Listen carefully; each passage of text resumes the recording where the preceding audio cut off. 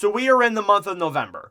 It is pretty clear where teams stand right now. Of course, there's going to be a couple of teams that when we get to the end of the season are really going to surprise after maybe not being in a good spot in November.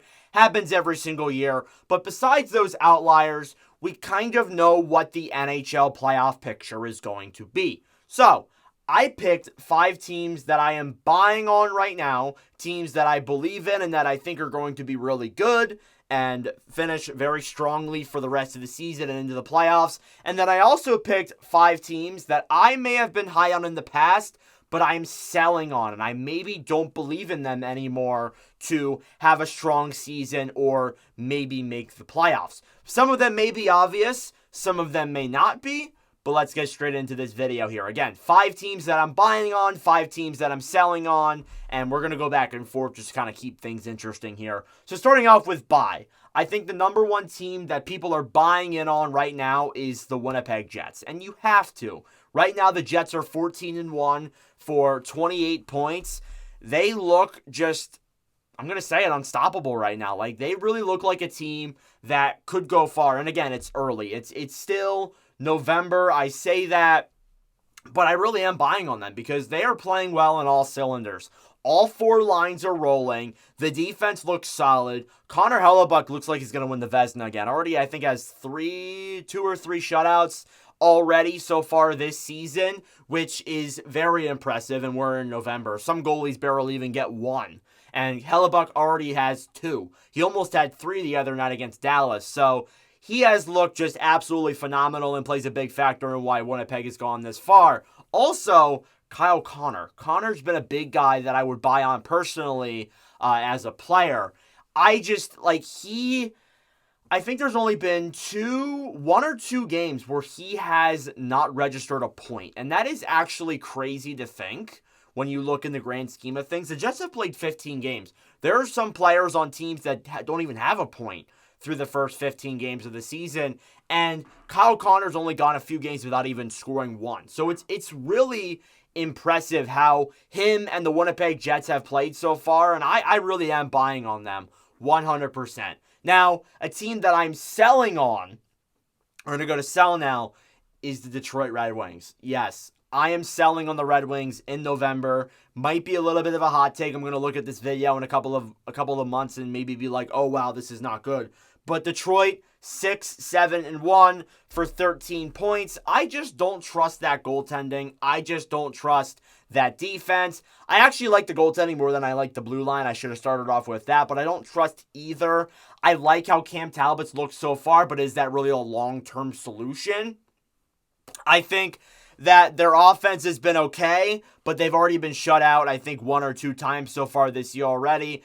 I just don't think it's the year for them. And I think if it was the year for them, I think they would have completely renovated the blue line, is a good word for it. Wouldn't have traded Jake Wallman. They would have taken finding a legitimate option seriously in net. I just think that Stevie Y doesn't plan on this year being the year they make the playoffs. I just think with the moves that they made, I don't think that they were legitimately planning on that. Could I be wrong? Sure. But it seems like this year is going to be another developmental year for the Red Wings because they are not starting off as hot as they were in previous seasons. Because, again, last year they started off pretty damn good. Alex DeBrincat looked great. The team looked great as a whole. So far this season, I have not seen that yet. So maybe November, and it's November 11th when I'm recording this video, so things can 100% change. But as of right now, I am really not that high on the Red Wings, and that is why I am selling on them. Going back to buy, I am buying on the Stanley Cup champions, the Florida Panthers. They are 11-3-1 for 23 points. Not really that big of a surprise. I think we know what Florida was going to be capable of. Again, I said in the offseason that I thought Florida, maybe, with a lot of the pieces they lost, maybe they would get a little bit worse and regress a little bit. But again, when you say that, you also say that they're still going to be a really good team, and I think that they have shown, even with their new ads, they can be a really good team. I like how Adam Boquist has played. I like how a few of their new guys have come up and played. I like how they've been able to play well on both ends of the rink. And I think that, again, even without Kachuk and Barkov through most of that stretch, they're still winning games, which shows how pretty damn good and well coached this team is. So they are 100% a buy for me as well. Going back to sell, got another controversial one because it's not really that obvious. It's the St. Louis Blues. I am selling on the Blues. And a lot of it is, I'm going to be honest, a lot of it is kind of recency bias. They are 7-8 for 14 points. They are in that race for a wild card spot possibly right now, but I'm still not particularly high on them because they are suffering a lot of injuries. Again, they're facing Krug, who has already been out for most of the season already. Robert Thomas is injured. Philip Broberg's injured. I just think that that's a big factor in it too. And I'm really not that high on that bottom six. And maybe I could be wrong. They're only one game below 500. They started off pretty good, actually. Now they've kind of tampered off a little bit. But I just think with those injuries and, the overall depth in this roster, I just don't think it's their year to do it. I think they can get into it in the future because I think they do have some good pieces there. But with some of the injuries they've already faced so far, I just don't know if it's going to be their year. And again, they're one of those teams, too, where it might be a little bit too early to determine what exactly they're going to be. But I digress. I think that overall, I am selling on the Blues, at least so far this season. Now, going back to buy, got a little bit of a surprising team here. The Washington Capitals are a team that I am buying on. Not really surprising, but kind of surprising to some people maybe. The Capitals are 10-4 for 20 points. I don't know what it is. It just seems like Ovi woke up at the start of the season and was just like, I'm going to score a bunch of goals. And Ovi is now, I think, 32 goals away from breaking the goal record, which is, again, pretty impressive on its own as it is. Thinking somebody could even come close to that is honestly remarkable. But again, I think Washington on all cylinders is playing very well. I like how the blue lines looked, even with some of the injuries they're facing with Roy and Chikrin being out. I like how Dubois has played. I like how Mangiapane's been. I like the depth of Radish and Duhaime. And also, they just blew St. Louis out of the water in their last game. And St. Louis, again, has already been blown out of the water like one or two times already before that game. So, again, the way I see it, I just think Washington's an immediate buy. I think they are going to really surprise some people. They might even finish third in that Metro. If not, they're going to be a pretty comfortable wild card spot. I don't know if they get into the top two because Carolina and the Devils look pretty good so far. But still, I'm selling. I'm buying on the Capitals, not selling. Sorry. Going back to selling though, we got a pretty obvious team here. There were some people who thought they were going to get better this year. I wasn't one of them, but the Montreal Canadiens are one of the teams that I am also selling on. They are currently 5-9-2 for 12 points, so a little bit of an update there. They did just win today. But I'm not really that high on Montreal. I never really was that high on Montreal. I think that there were some people who were expecting this team to get better because of the ads of Line A. They really thought that was going to do good, but Line A getting hurt in preseason obviously does not help. But again, I just think that, they look at this team, they're only in like the third year of this rebuild, to be honest. The fourth year of not being good, but like the third year of this rebuild, and rebuilds don't happen in 3 seasons. They don't. Maybe next year they will be better, but again, I think you just got to trust the process right now in Montreal. There's a few positive pieces, like Cole Caulfield looks really good. I think Montembeault's had his stretches where he's looked solid too. Lane Hudson looks good as well, racking up assists. I just think that above all, you just got to give it some time. You got to be a little bit more patient. They have their pieces. They just need to build around that, and I just don't think that they're there yet necessarily to get to that point. So again, I like what Montreal is building, but I'm selling on them for this season just because I think they're not going to get into it this year, and I think that should be pretty obvious to some people. Next up on the buy list, I am buying on the 2023 Stanley Cup champions, the Vegas Golden Knights, who had a 9-3-2 record for 20 points this past season, or this season so far. I think Vegas has looked good. I had my concerns with the Golden Knights, but their goaltending looks good right now. I like Hill and Samsonov. Both are playing well. I just don't know if it's going to be like a long-term thing, though. But again, they won with Hill as it is in the Stanley Cup Finals as well. And I think Vegas, I have my concerns with the winger depth, but the blue line's really stacked. I think that overall they are going to probably make it into the playoffs again.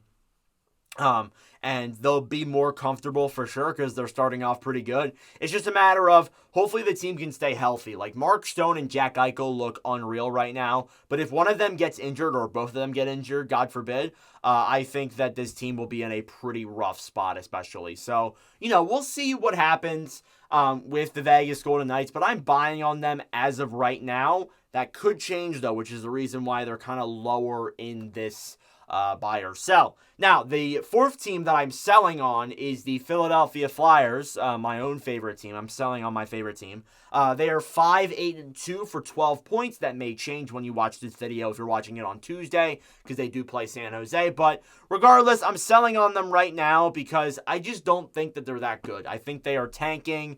Well, not really tanking, but they just don't look like they're going to make the playoffs this year or be a team like last season where they were so competitive and so good. Just doesn't look like that this season. So in my eyes, I'm selling on them. I'm not high on that goaltending whatsoever. You have Urson, who already kind of looks iffy, to be honest. You have Fedotov, who is really not that great. Kolosov doesn't look that good either. So it's 3 goalie rotation there of guys that I am not particularly high on, to be honest with you guys. But I think this is the best thing that could happen to us. I think, to be honest, you want to get a high draft pick if you're the Flyers to surround someone with Mitchkov. But again, people want this team to be good, and of course I want this team to be good too. It's my favorite team. But regardless, the way I see it right now, it's probably going to be another year of not so good for the Flyers, which is why I am selling on them. Final team for buy.